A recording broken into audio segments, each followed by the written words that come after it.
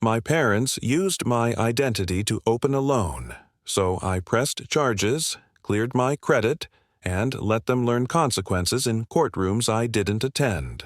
I'm a 27-year-old woman, and for most of my life I believed my family was normal, maybe even lucky. We had Sunday dinners, birthday photos lined up on the mantel, and my mom's over-the-top Christmas decorations that could make anyone think we were a picture-perfect family. My dad used to say, "We're not rich, but we've got love, and that's enough." I used to believe him. Growing up, I was the responsible one, the one who remembered to send birthday cards, to keep my grades up, to check on my parents when bills piled up. My younger brother called me the family glue. I wore that title like a badge of honor, until I realized it was just a polite way of saying I was the one holding together their messes. Even as a kid, I'd noticed small things: late-night whispers about money, unopened envelopes stacked on the counter, tension that melted away the moment I entered the room. My mom would smile too fast. My dad would joke too loud, and I'd convince myself it was all fine, because that's what good daughters do, right? We believe the lie if it keeps the peace. As I got older, those little favors started to add up. "Sweetheart, could you co-sign this car? It'll help us all build credit." Or, "You've got great credit, honey. Can you put this card in your name for just a few months?" They'd always follow it up with the same promise: "We'll pay it off, don't you worry," and I didn't. Not at first. Because these were my parents, the people who raised me, who said they'd always protect me. But lately, every smile felt forced. Every thank you sounded rehearsed. I couldn't shake the feeling that beneath all that warmth, something ugly was waiting to surface, and I was about to find out just how deep the lie went. It started on a Tuesday morning, the kind that feels harmless. I was sipping coffee, half asleep, scrolling through emails when I noticed a letter in the mail pile addressed to me. It was from a loan company I'd never heard of. I almost threw it away, assuming it was junk. But then, one line caught my eye. "Your recent payment is past due. Please remit immediately to avoid default." My stomach dropped. I hadn't taken out any loan. Not recently, not ever. My hands started shaking as I reread the letter, searching for some clue. Maybe it was a mix-up, maybe a typo. But there it was, clear as day. My full name, my address, my social security number. At first, I laughed, that nervous kind of laugh that covers panic. I thought, okay, this must be identity theft.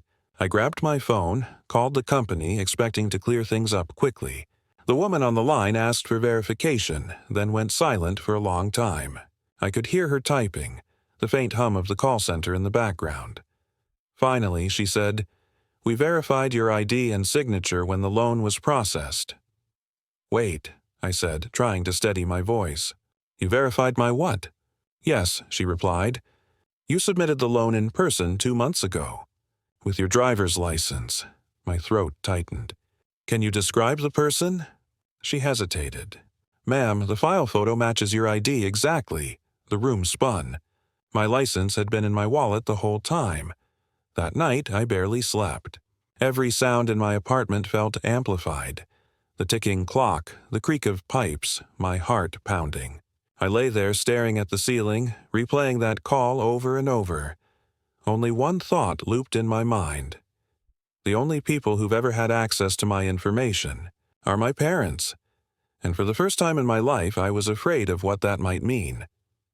By the next morning, I was running on caffeine and anxiety.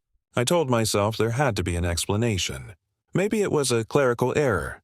Maybe some scammer had gotten lucky. But as I drove to my parents' house, that small voice of denial was fading fast. Mom greeted me with her usual overly bright smile, the kind that always seemed a little too polished. "Sweetheart, you look tired. You working too much again? Can we talk?" I said, skipping the small talk. My voice came out tighter than I wanted. Dad looked up from his recliner, remote in hand. "About what?" I dropped the letter on the coffee table. "About this." The moment the paper hit the wood, the air changed. Dad's eyes flicked down, then away. Mom froze. "No one said a word. I called the company," I continued. "They said someone used my ID, my name. My signature. 2 months ago. Dad sighed, rubbing his temples. Okay, just calm down, all right? You're making it sound worse than it is. Worse than identity theft? My voice cracked. Mom finally spoke, her tone shaky but defensive. We were going to tell you. We just needed a little help, honey. The house repairs, the plumbing. You used my name to take out a loan. Her eyes filled with tears, but they weren't tears of guilt. They were manipulative. You know how hard things have been. We didn't want you to worry. I felt something inside me snap, like a glass finally shattering after too much pressure. All those years you told me to be responsible, I whispered, trembling. You used me. Dad's voice hardened. Watch your tone. We're family. We'll fix it. But I wasn't hearing him anymore. For the first time, I saw them not as parents, but as people who had crossed a line I could never uncross. And in that silence I realized this wasn't a mistake. It was a betrayal. The next morning, my phone wouldn't stop buzzing. First it was my aunt, then my cousin, then my brother, all with the same tone of judgment barely hidden behind concern. Your mom told me what happened, my aunt said. Sweetheart, you shouldn't air family problems like that. They just needed help. I froze. They told people? By lunchtime, my phone was full of messages. Some accusing, some guilt-laced, but all echoing the same line. You're overreacting. My mom even left a voicemail, her voice quivering in a way that sounded rehearsed. You're breaking my heart, honey. After everything we've done for you, this is how you treat us? Over a little money? Those words, a little money, played in my head until I wanted to scream. That night I drove to their house again, but they didn't answer the door. I could see the glow of the TV inside, shadows moving behind the curtains. They were home. They just didn't want to face me. So I sat in my car outside, gripping the steering wheel until my knuckles went white. The street was quiet except for the faint hum of crickets and the flicker of their porch light. It hit me then. They weren't sorry. They were spinning the story. By the end of the week, the narrative had completely flipped. I was the selfish daughter, the one who couldn't even help her parents in need. Family friends stopped replying to my messages. Even my brother texted, "You know how dramatic you get. Just drop it." The isolation crept in slowly, like poison. I started questioning myself. Maybe I was too harsh. Maybe I should have just helped them. But every time I looked at that loan letter, every time I saw my forged signature staring back at me, I remembered the truth. This wasn't a misunderstanding. It was manipulation. And they were good at it. A few days later, I decided to check my credit report, something I'd never really bothered to do before. I wish I hadn't. The moment I saw the screen, my heart sank. There wasn't just one loan. There were 3. Credit cards, store accounts, and a personal loan I never applied for. Each entry felt like a stab. Every number, every dollar sign, was proof that the people who raised me had been chipping away at my future behind my back. I called the loan company again, hoping maybe it was all under one account. It wasn't. The woman on the phone sounded sympathetic but firm. "Without a police report, we can't close the investigation, ma'am. As of now, these accounts are legally yours." "Mine," I whispered. "But I didn't. I understand," she said softly. "But unless you file official charges, we can't treat it as fraud." That's when the real panic hit. My credit score had dropped nearly 200 points. The car loan I'd just been pre-approved for? Denied. The apartment I'd been planning to move into? Gone. All because my name was now tied to debt I didn't even create. That night, I sat on my living room floor surrounded by paperwork. Letters, statements, bills I didn't recognize. The room felt smaller with every passing hour. I could smell burnt coffee from the pot I'd forgotten on the stove. My hands shook as I tried to calculate the damage. It wasn't just the money. It was the years of trust, the safety I thought I had. I felt violated, exposed, and utterly alone. My phone buzzed again. A text from Mom. "Don't make a scene, sweetheart. We'll handle it quietly. Quietly." That word made me nauseous. Because in my family, quiet never meant peace. It meant cover-up. and I was done being quiet. I didn't even recognize myself in the mirror anymore. Dark circles, hollow eyes, and a constant sense of nausea that never seemed to fade. My parents hadn't apologized. Not once. Instead, they treated it like some minor misunderstanding, something I was blowing out of proportion. Then one morning, as I sat staring blankly at the pile of bills on my counter, my phone buzzed. It was a message from my dad. "Don't involve outsiders. We'll fix this ourselves." That was it. No sorry, no accountability. Just control. That text felt like a command, the same kind I'd obeyed my whole life. But this time, something inside me rebelled. I picked up my keys and drove straight to a local lawyer's office. My palms were sweaty the whole way there, my chest tight, like I was betraying them by even thinking of doing this. The receptionist smiled kindly, handed me a clipboard, and said, "Just fill out what you can." When I sat across from the attorney, I couldn't stop shaking. I told him everything: the fake accounts, the forged signatures, the manipulation. He listened quietly, occasionally jotting notes. Then he leaned back and said, "This isn't just financial fraud. It's identity theft. And it's prosecutable." My breath caught. "Even if it's my parents?" He nodded. "Especially if it's your parents. You have every right to protect yourself." The word protect hit hard. No one had ever said that to me before. I'd spent my entire life protecting them. When he slid the paperwork across the desk, my hand hovered above it for what felt like forever. My heart was pounding so loud I could hear it in my ears. Then I signed. My signature, the real one this time, officially pressing charges against my own parents. As the pen left the page, I felt something crack open inside me. It wasn't relief. Not yet, it was grief. But underneath it, a flicker of strength I hadn't felt in years. The first police visit happened 3 days later. I wasn't there when it happened. I was at work, trying to pretend my life wasn't falling apart. But my phone lit up like a Christmas tree. Missed calls from Mom, Dad, my brother, even my aunt who hadn't spoken to me in months. When I finally picked up, Mom was sobbing. "How could you do this to us? We're your parents." Her voice trembled between rage and heartbreak, but it didn't sound like guilt. It sounded like performance. "I didn't do anything to you," I said quietly. "You did this to yourselves." Dad's voice cut in, louder, angrier. "Do you know what you've done? The whole neighborhood saw the cops here. You've humiliated us." I almost laughed, not out of humor but disbelief. "You stole my identity, Dad, forged my name, took my future, and I humiliated you?" There was a pause on the other end, then a cold, seething whisper. "You'll regret this, young lady. You'll see what happens when you turn on your family." Then the line went dead. That night, my brother texted me. "You really called the cops? What the hell is wrong with you?" I stared at the message for a long time. I wanted to explain, to make him understand, but I realized they didn't want to understand. They just wanted me to play my role again, the fixer, the forgiving daughter, the peacekeeper. But I wasn't her anymore. Still, as I lay in bed, staring at the ceiling, I couldn't stop the tears. My chest hurt with guilt, grief, and exhaustion all tangled together. I had done the right thing, but it didn't feel right. It felt like mourning. Because I hadn't just pressed charges against my parents. I'd buried the illusion of the family I thought I had. A week later, my lawyer called me in for an update. I went in expecting the usual. Forms, paperwork, maybe another verification request.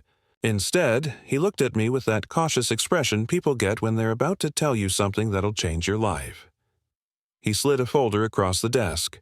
"You should see this." Inside were bank statements, credit applications, and emails tied to my name, spanning back 5 years. I frowned. "No, this can't be right. The loan was 2 months ago." He nodded slowly. "That's what we thought too. But once the investigators dug deeper, they found older accounts, utilities, a store card, even a small business loan." My stomach dropped. "They've been doing this for years." He didn't need to answer. The papers did it for him. My parents hadn't made one mistake. They'd built an entire pattern of deceit, carefully, quietly, using me. I felt sick. The betrayal I'd been trying to rationalize, maybe they were desperate, maybe they didn't mean to hurt me, suddenly collapsed.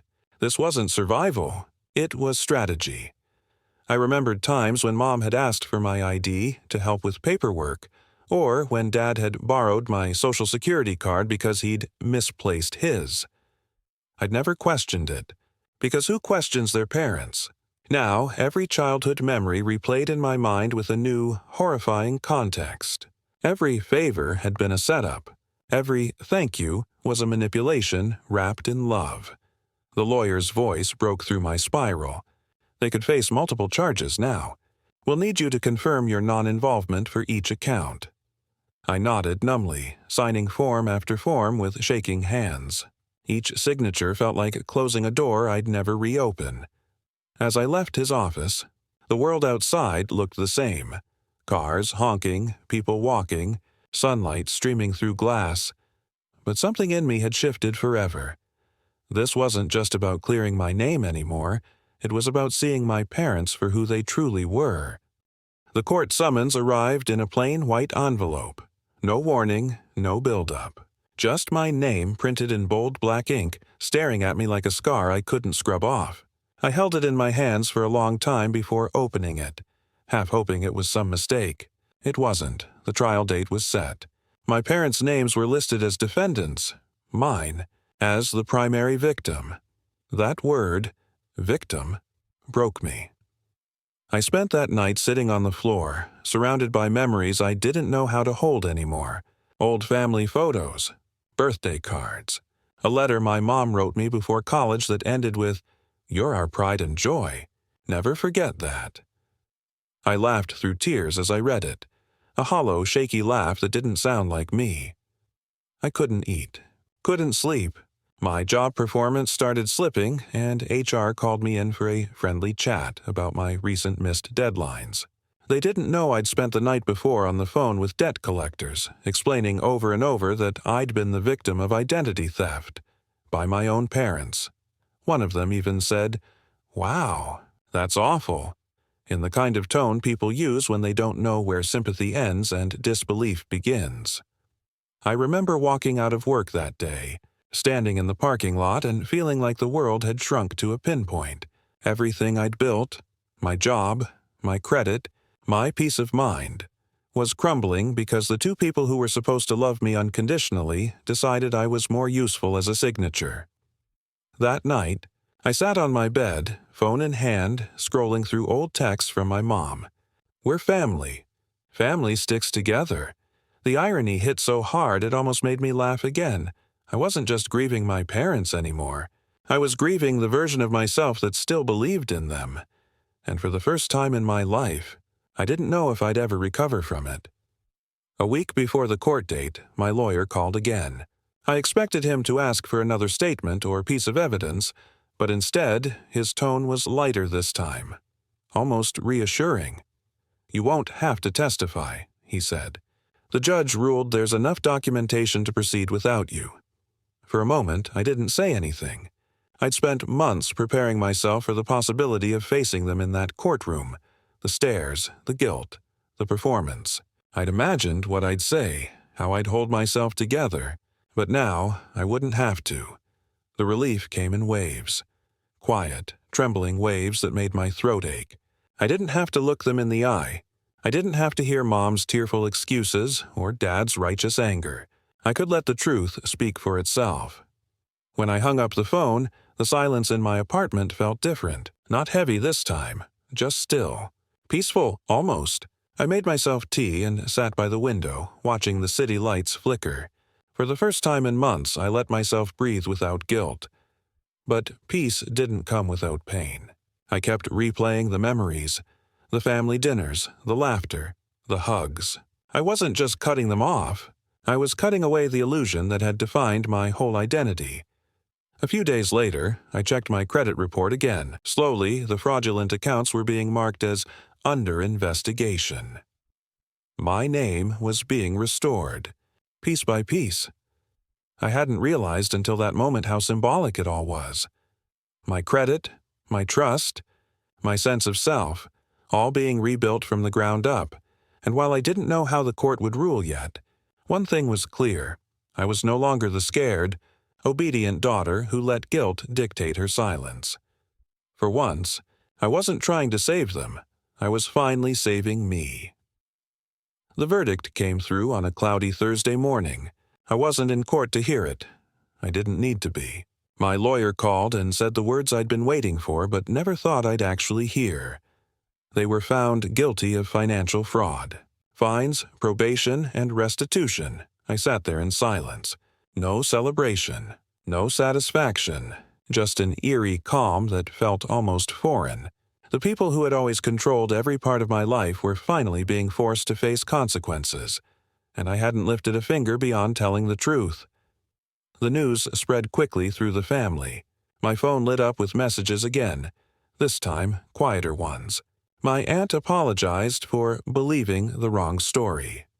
My cousin sent a voice note saying, "We didn't know it was that bad," but I couldn't bring myself to respond. Where were they when I was drowning in debt collectors and panic attacks? My brother called once, just once, but I let it go to voicemail. His message was short. "They're saying they might lose the house. I hope you're happy." I wasn't. Happiness wasn't the right word. But there was something else. A strange sense of balance. Justice, maybe. Or closure.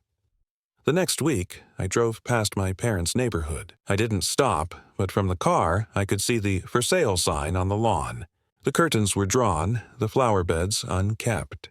The house that once smelled like Sunday dinners and fresh laundry now looked hollow, like the truth had finally stripped it bare. I thought about pulling over, maybe even knocking one last time, but I didn't, because that version of me, the one desperate to fix, forgive, and forget, didn't live here anymore. Instead, I drove past, windows down, wind in my face. Justice didn't need my presence. It had already spoken for me. It's been almost a year since the verdict, and sometimes I still wake up expecting my phone to buzz with one of Mom's guilt-ridden messages or Dad's booming voice demanding to talk this out. But there's only silence now. And, strangely, I've grown to love it. I spent months repairing the damage they left behind. I took financial literacy classes, paid off the leftover balance they didn't cover, and rebuilt my credit from scratch. Each month my score rose. It felt like reclaiming another piece of myself. I even started saving, not just money, but peace. I won't pretend it's easy. The loneliness still stings sometimes, especially during holidays when everyone posts pictures with their families. But I've learned that peace and family aren't always the same thing. Sometimes peace means distance. A few weeks ago, I got an email from my brother. No apology, no empathy. Just one line. "They still say you ruined everything." I stared at it for a while, then deleted it without replying. Because I didn't ruin anything. I exposed what was already broken. The more time passes, the more I realize that justice wasn't just about clearing my name. It was about breaking the generational cycle of silence, of guilt, of pretending everything was fine. I finally stopped being the family's emotional crutch. Now, my apartment is quiet, but it's mine. The bills are in my name, and this time, no one else is using it.